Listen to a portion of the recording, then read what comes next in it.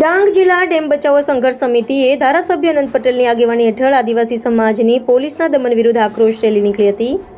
મામલતદારને આવેદનપત્ર આપી પોલીસ અધિકારી સામે પગલાં લેવા અરજ કરી હતી। રેલીમાં ડાંગના રાજવી ધનરાજસિંહ સૂર્યવંશી પણ જોડાયા હતા। ગત 14 તારીખના રોજ પાર તાપી રિવર લિંકના વિરોધમાં ધારાસભ્ય અનંત પટેલની આગેવાનીમાં ડેમ બચાવો સંઘર્ષ સમિતિએ ધરમપુર ખાતે રેલીનું આયોજન કર્યું હતું। આ રેલીમાં જોડાવા માટે જઈ રહેલા ડાંગના આદિવાસી સમાજના લોકોને ડાંગ પોલીસે રોકી રાખ્યા હતા। લોકોની ગાડીઓને ચાવી લઈ લેવામાં આવી હતી। કેટલાક નેતાઓની ટીંગાટોળી કરીને અટકાયત પણ કરવામાં આવી હતી।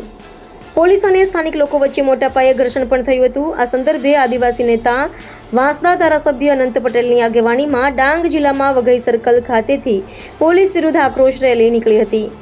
વરસતા વરસાદમાં હજારોથી વધુ લોકો રેલીમાં જોડાયા અને વઘઈ મામલતદારને આવેદનપત્ર આપી જવાબદાર પોલીસ અધિકારી સામે કડક પગલાં લેવા જણાવ્યું હતું। રેલીમાં ડાંગના રાજા ધનરાજસિંહ સૂર્યવંશી પણ જોડાયા હતા। આદિવાસી સમાજમાં ઉત્સાહ વધી ગયો હતો।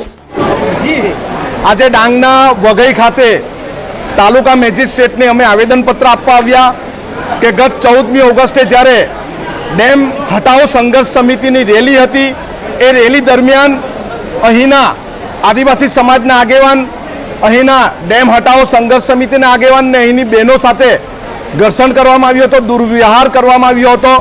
એવા પીઆઈના વિરોધમાં અમે આજે આવેદનપત્ર આપ્યું છે।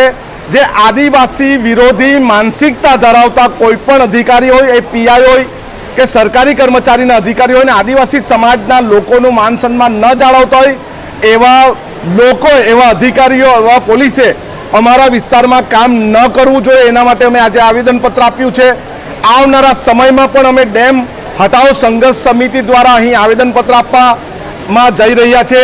ત્યારે આવો કોઈ પોલીસ અધિકારી અમને ડાંગ જિલ્લામાં વઘઈ વિસ્તારમાં કે આદિવાસી વિસ્તારમાં જોઈતો નથી।